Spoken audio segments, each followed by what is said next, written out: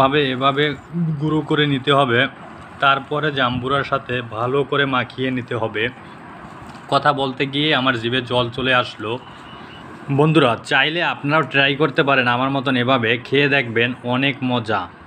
শুকনো মরিচ দিয়ে মাখানোর পর তারপরে সরিষার তেল দিয়ে ভালো করে মাখাতে হবে।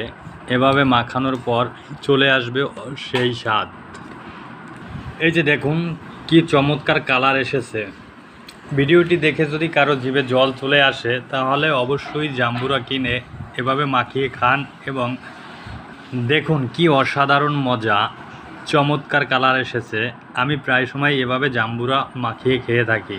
ভালো করে মাখানোর পর এই যে দেখুন কি চমৎকার কালার এসেছে, দেখলেই যে কেউ লোভ পড়ে যাবে।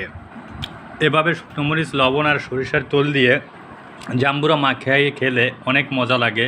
আমি প্রায় সময় খেয়ে থাকি, আপনারাও ট্রাই করুন এভাবে।